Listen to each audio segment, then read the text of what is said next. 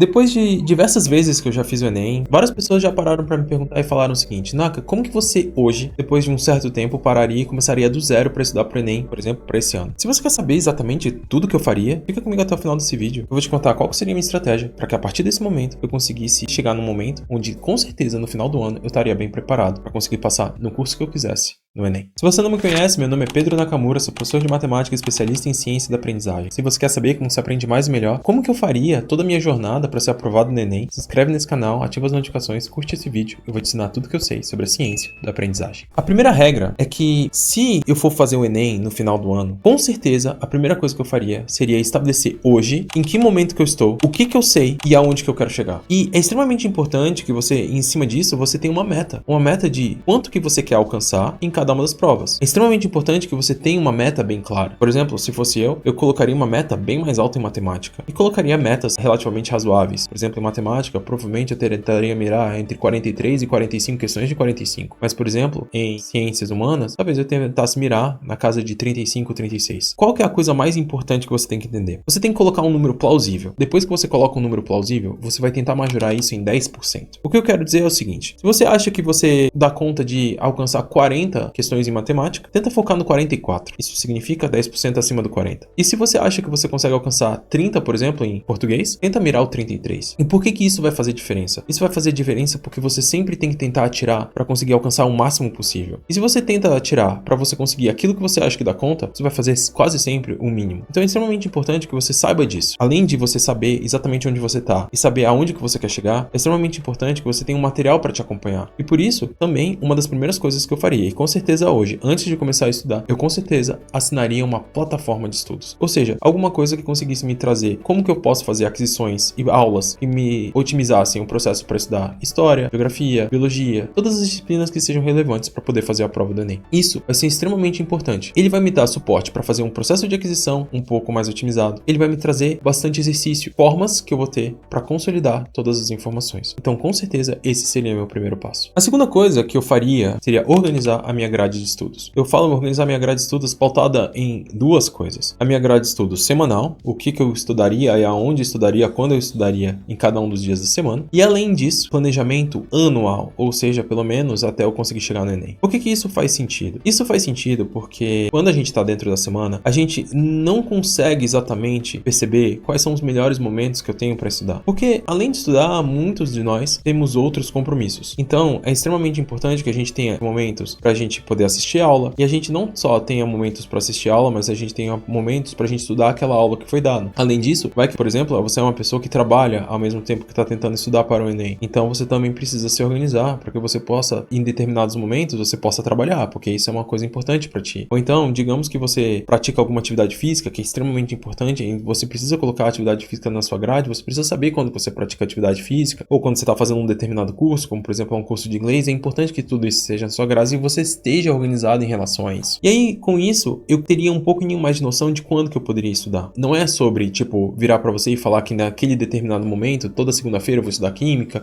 e toda terça-feira eu vou estudar matemática, e toda quarta-feira eu vou estudar geografia. Não é sobre isso. Mas é sobre ter exatamente os momentos para que a gente possa, segundo o nosso cronograma, conseguir fazer o planejamento de qual que é a melhor coisa para estudar naquele determinado momento. E principalmente focando em quais são as aulas que você acabou tendo. Se você não sabe como que você faz isso, como que você otimiza esse processo, eu tenho um vídeo aqui nesse canal que consegue te ensinar um pouquinho como que você faz o planejamento e como que você coloca e cria esse cronograma de estudo sem ser um cronograma fixo. Mas além disso, é extremamente importante que você tenha visão de longo prazo, porque nem todas as matérias elas têm exatamente as mesmas características. Existem matérias que são mais pautadas em inteligências fluidas, mais ricos em raciocínios do que outros, como por exemplo é o caso de matemática, física, química e gramática, que você tem menos informações que são simplesmente informações decoradas e são mais situações onde você realmente precisa aplicar todas aquelas informações, conectar todas aquelas informações e criar novas informações. Em compensação, você tem outros assuntos que são mais ricos em inteligências cristalizadas, são pautadas em cima de memorizações, de detalhes, de fatos ricos. E aí isso você precisa trazer essas memórias à tona. O que acontece é que quando você tem uma matéria que é uma matéria que para você exige muita inteligência fluida, você tem que entender que elas são matérias demoradas para se aprender, mas também são matérias demoradas para se esquecer. Só que em compensação, se você tem matérias, tópicos, disciplinas que são mais pautadas em inteligências cristalizadas, elas geralmente são mais rápidas rápidas de aprender, mas também elas são mais rápidas de esquecer. E por conta disso, matérias como, por exemplo, matemática, física, química e gramática, eu provavelmente priorizaria nos primeiros 80% do meu ciclo de estudo. Lógico, eu preciso estudar geografia, eu preciso estudar história, eu preciso estudar biologia, até porque biologia é um assunto que ele demanda muito das dois tipos de inteligência, tanto do tipo da inteligência fluida quanto do tipo da inteligência cristalizada, mas em compensação, essas outras disciplinas que demandam muito das inteligências cristalizadas, eu com certeza eu focaria mais na segunda parte, na parte que estivesse mais próxima da prova. Mas Naka, colocar só um pedacinho, só aquele mês de outubro, comecinho do mês de novembro, para você estudar as disciplinas que têm foco em inteligências cristalizadas, será que isso é inteligente? Acredite se quiser. Se você tiver num batidão muito forte e você estiver estudando bastante, esse período, ele é um período bom para você conseguir consolidar. E suficiente. São disciplinas que muitas vezes elas são rápidas de esquecer, mas em compensação elas são rápidas de aprender também. Então, como você consegue fazer a aquisição rápida desse conteúdo, você com certeza conseguiria fazer em menor tempo o acúmulo máximo de conhecimentos. E melhor, no momento onde você for testado, que é o momento do Enem, que é o momento mais importante, são assuntos que vão estar frescos. Agora, um dos pontos mais importantes, não ache que o fato de eu focar até setembro, comecinho de outubro, em matérias que são ricas em inteligências fluidas, como por exemplo a matemática, física, química, e depois, só depois disso, começar a focar mais em inteligências cristalizadas, como é o caso de geografia e história, não ache que eu não vou estudar geografia e história na primeira parte. É só porque o foco da primeira parte vai ser nessas matérias que vão exigir mais inteligência fluida. E da mesma forma, eu preciso continuar estudando um pouco de matemática, física, química, mesmo no mês de outubro, porque eu não posso deixar esquecer, e por isso a revisão espaçada é extremamente importante. Então esse seria com certeza a segunda coisa que eu faria, organizar o meu cronograma de estudo, tanto semanalmente quanto o meu cronograma de estudo até chegar no Enem. A terceira coisa que eu com certeza faria, eu tentaria fazer aquisição por meio de aulas dos assuntos que são mais relevantes em cada uma das provas. Digamos que a gente esteja falando de história, e a gente sabe que dentro de história, um dos assuntos que mais cai no Enem é, por exemplo, o período Getúlio Vargas. Então, com certeza, quando eu estivesse estudando história, eu tentaria fazer prioritariamente a aquisição desses conhecimentos que caem muito. E se você não tem noção de como que você procura isso, é só você pesquisar no Google, ou então mesmo conversar com as inteligências artificiais, eles vão te trazer estatísticas e dados de quais são as informações e tipos de questões sobre os assuntos que mais caem em cada uma das provas. Por exemplo, se você quiser, você tem diversas ferramentas que conseguem mostrar para você quais são os assuntos que mais aparecem em biologia, mais aparecem em química, mais aparecem em física. E com certeza eu daria maior foco para elas. Depois que eu fizesse a aquisição desse conhecimento por meios de assistir a aulas e leituras, a coisa mais importante que teria, eu faria a consolidação por meio de exercícios. Ou seja, depois que eu fizesse esse processo, eu daria um certo tempo, tentaria me testar por meio de questões, e principalmente por meio de questões que fossem muito próximas do formato que eu vou encontrar no Enem, principalmente questões de múltipla escolha, tentando fazer o reconhecimento de quais são as informações corretas sobre aquele determinado conjunto de informações. Depois que eu fizesse tudo isso, eu com certeza eu faria a correção de cada um dos meus exercícios. E fazendo a correção de cada um dos meus exercícios, eu tentarei utilizar a correção como uma forma de elevar a dificuldade desejável daquelas questões que eu venho fazendo. Digamos que eu tenha tentado fazer a aquisição de um determinado assunto, como por exemplo, zoologia. E estudando zoologia, eu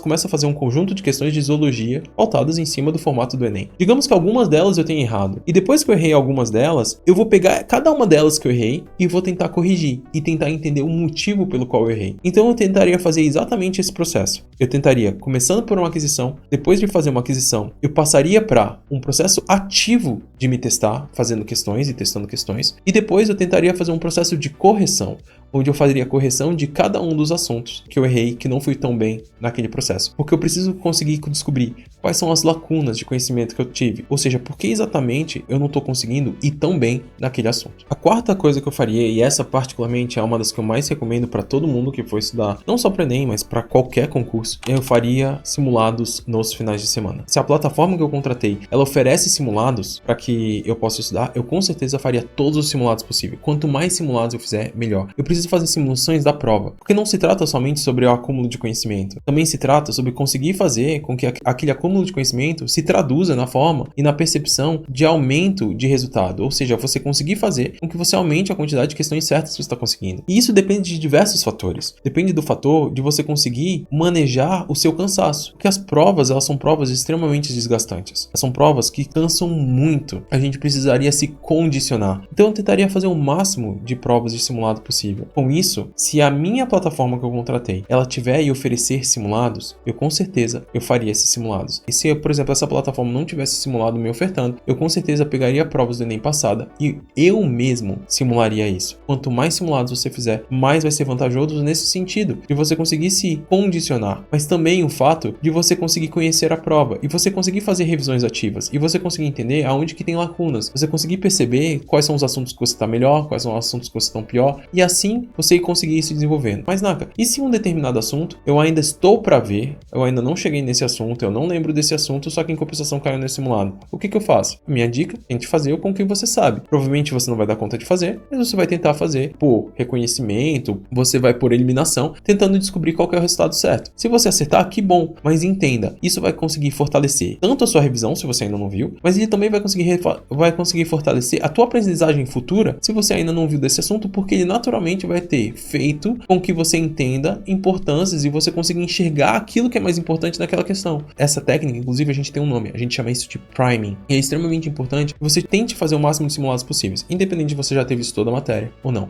mas todo final de semana, com certeza, eu faria o máximo de simulados possível. A quinta coisa que eu faria seria utilizar a intercalação como minha técnica favorita para as matérias que utilizam muita da inteligência fluida, e eu utilizaria os flashcards como a minha técnica favorita para as matérias que utilizam muita inteligência cristalizada. Deixa eu explicar isso para vocês. A intercalação, ela é basicamente uma técnica onde a gente mistura, muda dentro de uma determinada disciplina quais são os assuntos que vão vir. Seria basicamente o seguinte: se você está estudando matemática, o que você vai fazer não é estudar apenas um único tópico da matemática, como por exemplo seria a geometria plana. O que você vai fazer seria ir misturando questões de diversos tópicos dentro da matemática mesmo. Então, se você vai estudar geometria plana, não estude isso, não faça questão apenas de geometria plana, faça questão de geometria plana, aí de trigonometria, aí de geometria espacial, volte para geometria plana, depois vai para análise combinatória. E não tem problema você voltar várias vezes para qual é o tópico principal que você quer estudar. Mas eu utilizaria com certeza a intercalação para que eu utilizasse esse processo para ser naturalmente a minha revisão de outros assuntos, formas de eu acessar mais facilmente a conexão que existe entre esses diversos conteúdos. A intercalação,